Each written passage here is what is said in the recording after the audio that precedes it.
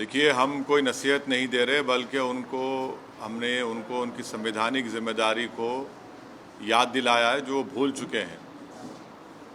ये जो आरएन जुलूस जो निकाले गए पूरे देश में, और उस जुलूस में हर जगह पर वायलेंस हुआ, चाहे मध्य प्रदेश हो, राजस्थान हो, गुजरात हो, कर्नाटक हो, गोवा हो। जहाँ जहाँ ये आरएन का जुलूस गया, प्रोसेशन गया, वहाँ पर वायलेंस हुआ।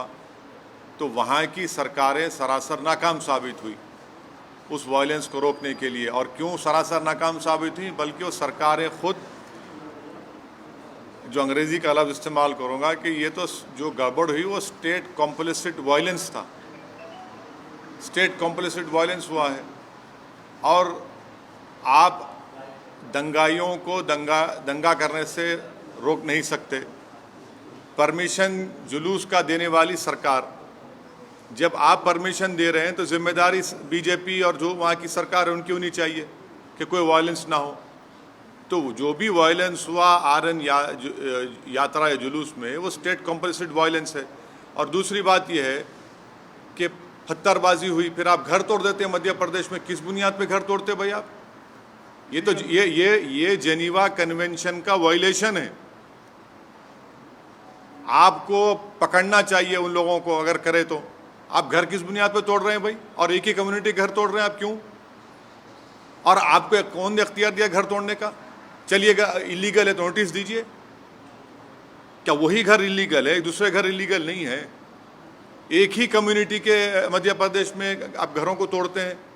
और जो बच्चे अभी अडल्ट नहीं हुए, 70 बच्चों को आप उनको मारपीट करते हैं। और फिर दुनिया ने वीडियो देखा कि महिलाओं को, ज़ईफ़ महिलाओं को, बुज़ुर्ग महिलाओं को, 70 साल की महिलाओं को आप उनको मार के हाथ और पैर तोड़ देते हैं उनका। पुलिस तोड़ती है उनका, मध्य प्रदेश की पुलिस।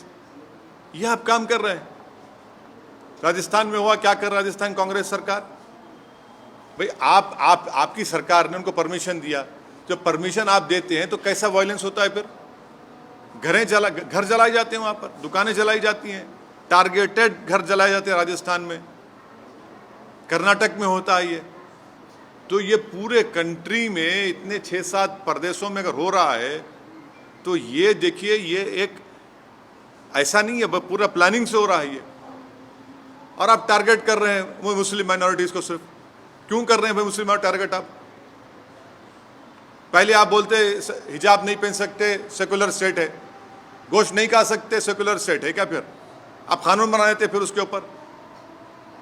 कहाँ पे रुकेगा बात? ये mob lynching, state sponsored violence, अब स्टेट कॉम्प्लिसिट वायलेंस, और संघ परिवार लो इंटेंसिटी वायलेंस कर रही पूरे देश में।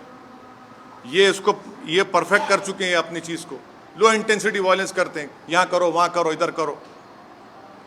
सरकार की जिम्मेदारी बताइए? सरकार की जिम्मेदारी है ही नहीं है। आप सो रहे थे, कैसा दंगा होने दिया आपने? कितने पुलिस वालों को सस्पेंड किया आपने? कितने आईपीएस अफसरों को सस्पेंड किया आपने? इससे बात साबित हो रही कि आपकी पूरी रजामंदी से, जिसको हमने कहा अंग्रेजी का लफ्ज़ स्टेट कॉम्प्लिसिट वायलेंस है। बिहार में होता है, हमारे खिलाफ बातें करते हैं, बकवास करते हैं। कैसे मस्जिद के बजा के झंडा लगाते हैं भाई, आप बताइए? कैसे लगाते हैं कोई भी? इसका जिम्मेदार कौन है? मैं हूं जिम्मेदार उसका। तो ये सब चीजें हो रही हैं।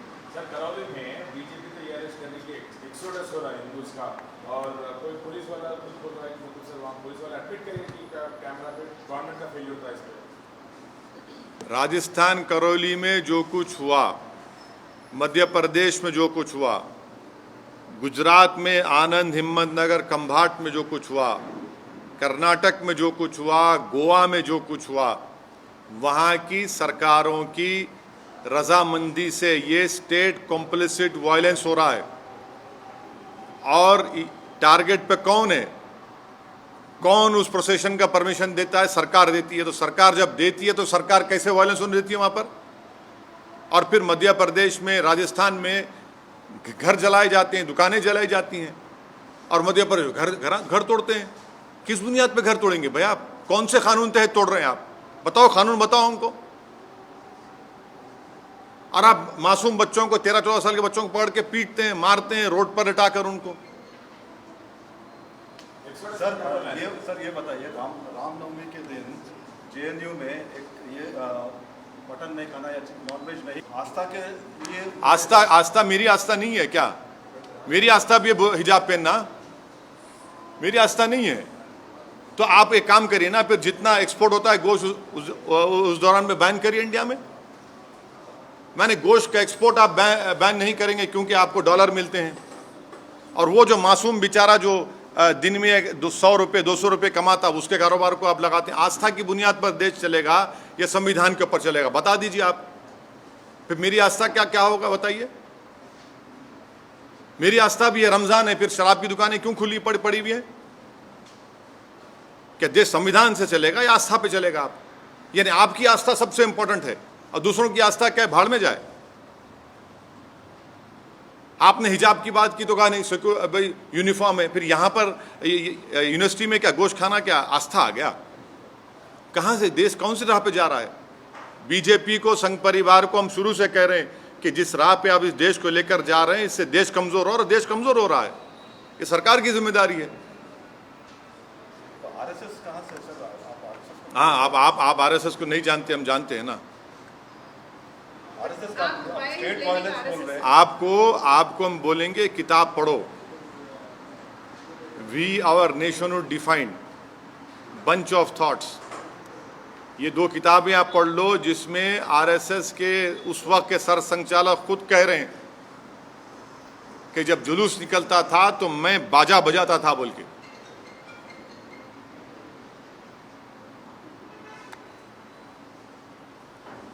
सर, पाकिस्तान में सत्ता परिवर्तन हुआ है, जो नए वज़ीर आला बने हैं वहाँ, वज़ीर आज़म, उन्होंने कश्मीर का राग अलापा है क्या?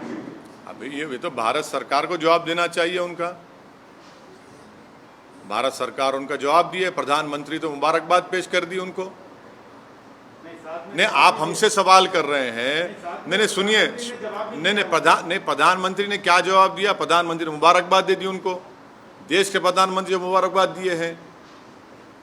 नहीं, प्रधानमंत्री ने उनको मुबारकबाद दी है और कहा कि भाई इस खित्ते के अमन के लिए हमको अमन को बरकरार रखना चाहिए, टेररिज्म खत्म करना चाहिए। अब देश के प्रधानमंत्री मुबारकबाद दे रहे हैं तो ओवैसी से क्यों सवाल किया जा रहा है?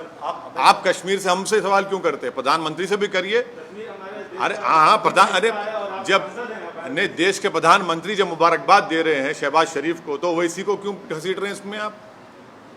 सर लेकिन इमरान खान ने भी अपने फॉरेन पॉलिसी को देश के प्रधानमंत्री ने शहबाज शरीफ को, सुनिए, देश के प्रधानमंत्री ने शहबाज शरीफ को मुबारकबाद दी है।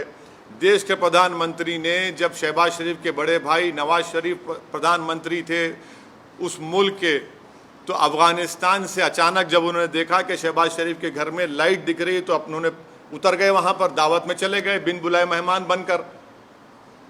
हैं, हमको क्यों बोल रहे हैं? फिर उसके बाद पठानकोट हुआ। आप प्रधानमंत्री से पूछिए, वो मुबारकबाद दी है। फॉरेन पॉलिसी नहीं, लेकिन अरे हम प्रधानमंत्री ने जो मुबारकबाद दी है शहबाज शरीफ को, असदुद्दीन ओवैसी को क्यों पूछ रहे हैं आप? प्रधानमंत्री चीन के ऊपर नहीं बोलते। प्रधानमंत्री चीन का नाम लेने से डरते हैं। प्रधानमंत्री वो इलाकों में जहां पर आज हम पेट्रोलिंग नहीं कर सकते, उन हिस्सों में जो भारत का हिस्सा पे चीन बैठा हुआ है, डेप्सांग में क्या हो रहा है, हॉट स्प्रिंग में क्या हो रहा है, डेमचौक में क्या हो रहा है, प्रधानमंत्री बोलते ही नहीं है। और मैं प्रधानमंत्री से कह रहा हूं कि हम इनकी खामोशी से ऐसा लग रहा है कि कहीं सियाचिन हमारे हाथ से चीन ना छीन ले। ये खतरा है देश के लिए। सवाल इसलिए पूछ रहे हैं कि पाकिस्तान के वज़ीर आज़म ने कश्मीर की बात उठाई और कश्मीर के कई मसलों पर आप सरकार को घेरते रहे हैं। जब देश के प्रधानमंत्री चीन पर नहीं बोलकर शहबाज शरीफ को मुबारकबाद देते हैं तो ये सवाल देश के प्रधानमंत्री से पूछा जाना चाहिए, असदुद्दीन ओवैसी से नहीं। मैं देश का प्रधानमंत्री नहीं हूँ। देश के प्रधानमंत्री ने खुद मुबारकबाद और मीठे मीठे अल्फाजों में शहबाज शरीफ के प्रधानमंत्री बनने पर उनको मुबारकबाद दी है। हाँ तो अच्छा आप अभी प्रधानमंत्री के स्पोक्स पर्सन बन चुके हैं, जर्नलिस्ट नहीं रहे आप। मुबारकबाद पेश करता हूँ आपको। तो देखिए, ये सवाल करने का मतलब ये है कि मैं अपनी देशभक्ति को साबित करूं। और प्रधानमंत्री जब शहबाज शरीफ को मुबारकबाद देते हैं उसका क्या बोलेंगे आप? आपकी जबान चुप हो जाती है। आपको उल्टा सवाल करना चाहिए प्रधानमंत्री से, बीजेपी से। दूसरे मुल्क का वजीर आजम हमारे कश्मीर के बारे में बात उनके उस बयान के बाद ही मेरे देश के प्रधानमंत्री ने शहबाज शरीफ को मुबारकबाद दी। आप ही दे दीजिए सर, हाँ, आप ही दे दीजिए। देश के प्रधानमंत्री दे दिए ना, देश के प्रधानमंत्री दे दिए, शहबाज शरीफ को मुबारकबाद दे दिए। अब नहीं मालूम, हो सकता है घर में दावत है, चले भी जाएंगे, क्योंकि जब नवाज शरीफ के पास गए थे खाना खाने। कश्मीर वाले मुद्दे पे आप क्या कहेंगे सर? क्या कहेंगे हम तो शुरू से कह रहे हैं कि 370 हटाना एक कॉन्स्टिट्यूशनल ब्रीच था। बोलिए आशीष साहब। Sir, 2014 onward, we have witnessed more justice kind of incident, which witnessed now lynching several of certain persons who are yet to proven guilty or accused in court. You see, this is clearly a state complicit violence, number one. Secondly, this is a collective punishment being given to one particular community. Third, this is a grave violation of Geneva Convention. Fourth, under what law the government of Madhya Pradesh has demolished houses of the Muslim community. Fifth, if they were illegally built, you cannot arbitrarily demolish any house. You have to give a notice. Sixth, you can regularize those houses. Seventh, it clearly shows their biased attitude of the Madhya Pradesh BJP's chief minister and his government towards the Muslim minority, because it is a state complicit violence. Earlier it was state sponsored, then it was mob lynching, now it is state complicit violence, and they have failed in protecting the properties and the life of a particular Muslim minority community. And the last point which I want the people of India to remember, how is it that the old Muslim women were assaulted?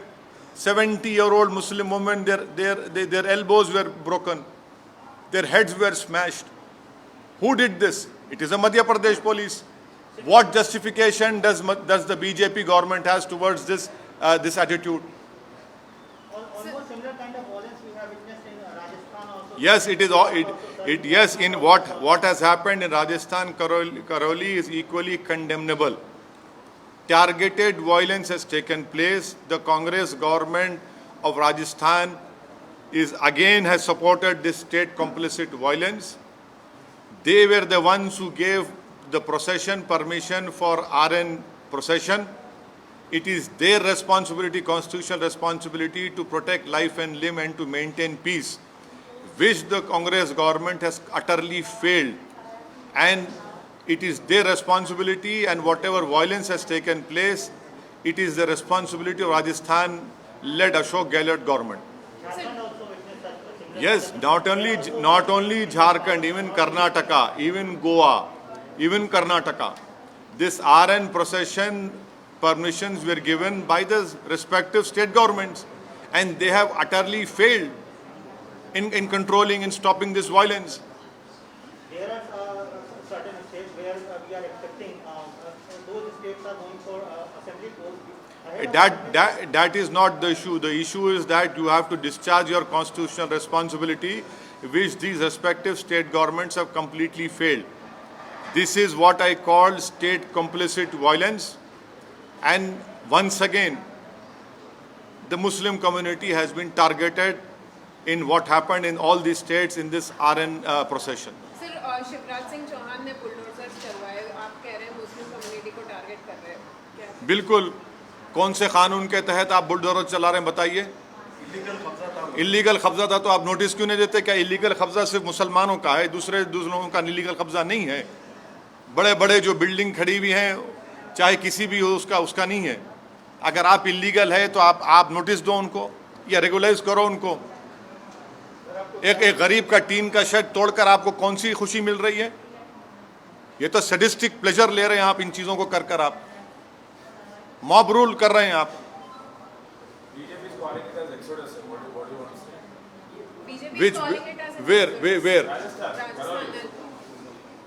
What happened to the violence? If exodus is happening, then what is the Congress-led Ashok Gehlot government doing? How is it that targeted shops were targeted and they were burned?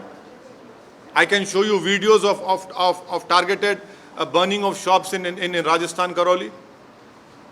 It is that government has failed in controlling the violence, and the Sangh Parivar has mastered this art of low intensity violence.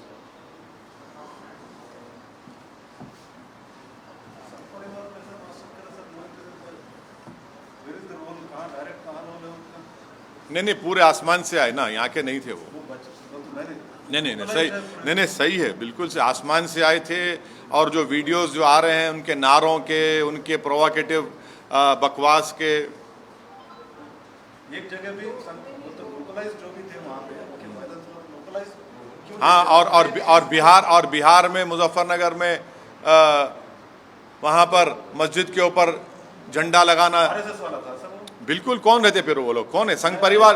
देखिए, वो संघ परिवार के लोग हैं, नहीं है? आप तो नहीं ना संघ परिवार के। सर, आप RSS को क्यों संघ परिवार के लोग इस देश में लो इंटेंसिटी वायलेंस करने के लोग मास्टरी हासिल कर चुके हैं। कैसे कोई जुलूस के दौरान में मस्जिद के ऊपर झंडा लगा सकता है? पुलिस क्यों खामोश बैठी थी?